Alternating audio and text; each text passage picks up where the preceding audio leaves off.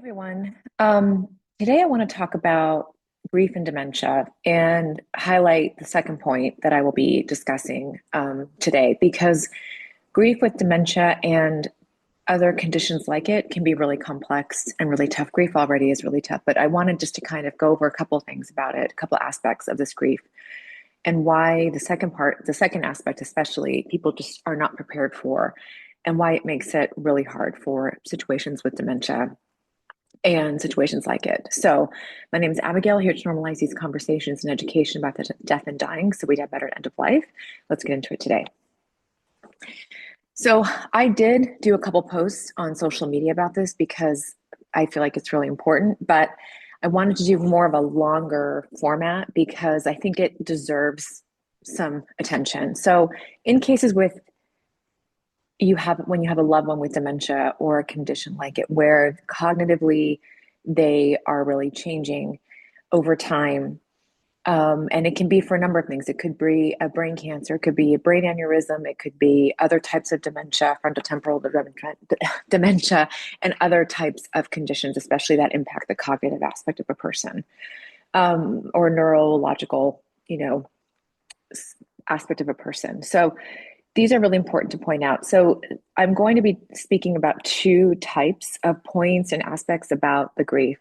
One, and I think you might have already heard me talk about, is whenever you see a change in a loved one with dementia, specifically, whether it's them forgetting something, or accusing, saying, "Wait, who are you? Why did you take my razor? Why did you move my desk? Um, why am I not at work right now? Why am I here? I want to go home." These types of things. Whenever you see a type of change, or maybe they come out and they're wearing the shirt backwards or something like that, anytime you see a change, there is going to be grief. And this is something I really want to just prepare you and prepare the caregiver of a loved one with dementia that this is expected to experience, because with any change, you are naturally going to feel grief. And this is why people refer to dementia, especially, as the long goodbye, right? Because you are constantly saying goodbye to this person that you once knew. And it's devastating. And not only is it devastating, but it's trying on all levels: physical, emotional, mental, spiritual, all these types of things, because every single time you are experiencing a grief. And with any change, even if it seems like not a big, serious change, they may just not recognize you for a minute, but then recognize somebody else. Again, they're acting or saying things in a different way that you're just not used to and how you knew them. And every single time you experience this, it's going to be an experience of grief for you. And I need to normalize this and ensure that you understand that this is a healthy response, because you are grieving this person that you once knew for most of your life or a part of your life, especially if it's a parent or some guardian or somebody like that. So this is really something to mentally, emotionally prepare yourself for, and also always ensure that you are seeking the appropriate mental health professional assistance as much as possible when you can. And if you need to look for free resources, look online for support groups and things like that. There, thankfully, with dementia and with the prevalency of the diagnosis, there are many support groups that are popping up pretty much everywhere. So if you need specific assistance or help with something, you can always message me, DM me, whatever, put a comment down here. The other aspect I want to talk about in the grief with dementia is something that I saw enough times in my 20 plus career, and even now, where it's so hard that so hard not to pay attention to.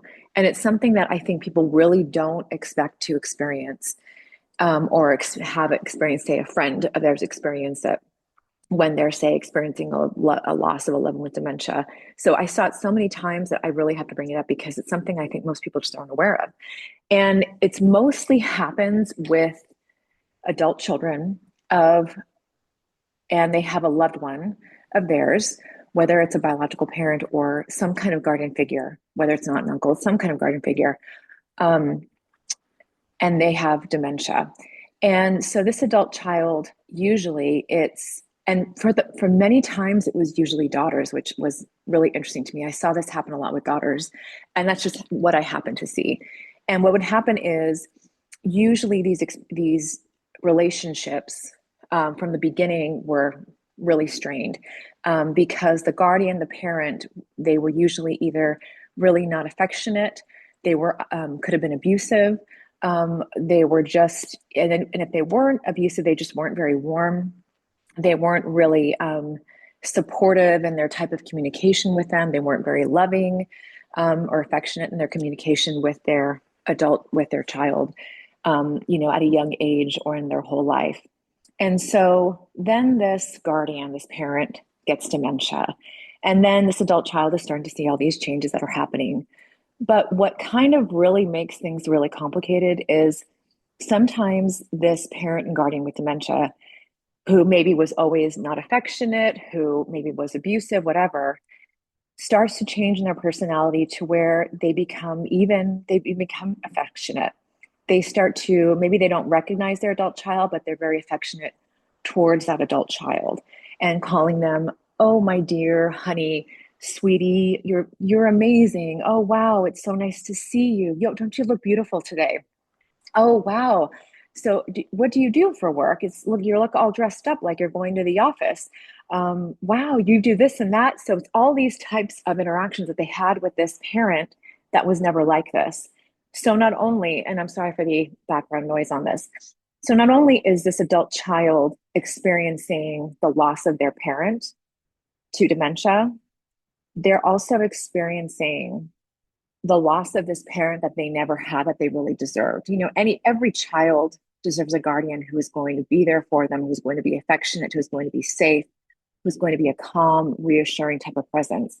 And if you don't have that as a child growing up, and then you start to see it in this parent of yours who is dying and is declining because of dementia, then you start to see, oh, wow, they could have been this way. They could have actually been this way towards me. Then this really adds the complexity of the grief in in a loved one with dementia, in a family member, a caregiver who's experiencing a loved one with dementia. So this is something that I know for the most part, my experience wasn't really understood, and I'm so sorry for the background noise, but it is something that is true. And I saw it enough times over my 20 plus years that I have to mention it because it is a part of it. And it doesn't have to be dementia, it could be something else, but something similar to where this person who was never very affectionate towards you or kind or whatever it was, and all of a sudden they are. And you're like, oh my gosh, I'm not only losing this person, I'm losing this person who could have been this parent, who could have been this person that could have loved me, that could have shown affection. So this really makes things really tough, and it can add to the complexity of the grief. So I want to know if you have any questions, or if you have any personal experience or know of somebody that had experience, please feel free to put them in the comments. And always just know that I'm always available for comments and questions and things that you need. This is such a hard condition to experience, especially as a caregiver at whatever capacity. And when I say caregivers, I mean anyone that's involved in the life of someone with dementia. So just let me know. Okay. When I say I'm thinking of you, I really do mean that. When I was writing my book, when I put these posts up, when I'm talking to the camera, I really am thinking about the person on the other line who's watching this and what it must feel like as a caregiver, the burden you have, the exhaustion that you may experience, these so many other things, that the lack of understanding that people around you in your circle may not have, who may not be experiencing this. So I think about that. So I want to be here and I want to make this useful and be a good resource. So use me for that. Okay. I love you. We're going to continue talking about normalizing these conversations about death and dying so we die better at end of life. And of course, hopefully live a good one until we get there. And I'll talk to you soon. Love you. Bye.